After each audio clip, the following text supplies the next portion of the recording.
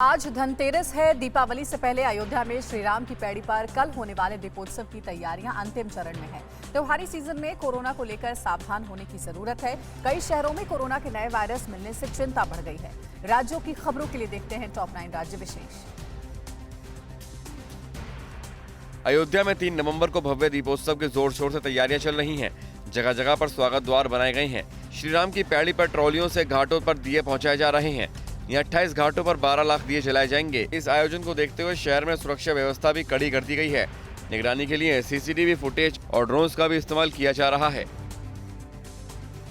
सूचना आयुक्त उदय माहुरकर ने कहा है कि अगर वीर सावरकर की बात मानी गई होती तो भारत आज सुपर पावर होता और शायद विश्वगुरु भी बन गया होता। उदय माहुरकर ने हाल ही में वीर सावरकर पर किताब लिखी थी और कल जयपुर में अपनी पुस्तक के बारे में विचार साझा कर रहे थे। उदय माहुरकर ने कांग्रेस पर निशाना साधते हुए कहा है कि वीर सावरकर की बात यदि कांग्रेस और भारत ने मानी होती तो भारत का विभाजन नहीं होता।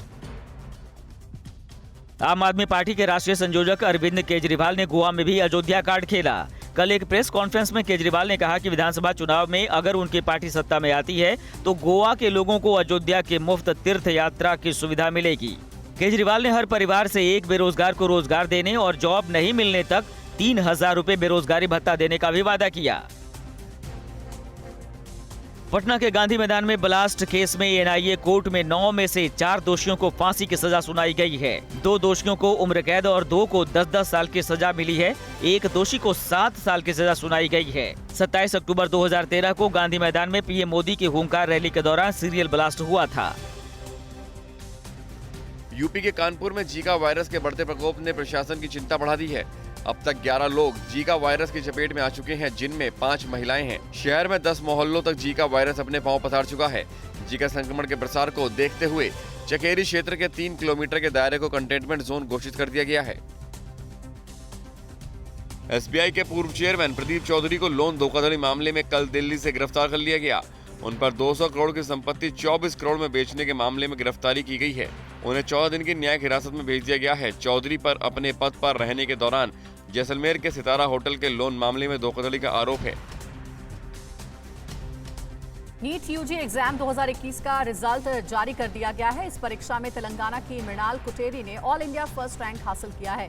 दिल्ली के तन्मय गुप्ता दूसरे और महाराष्ट्र की कार्तिका जी नायर ने तीसरा स्थान हासिल किया है। एनटीए ने छात्रों को स्कोर कार्ड और रैंक लिस्ट भी व्यक्तिगत रूप से भेजा है।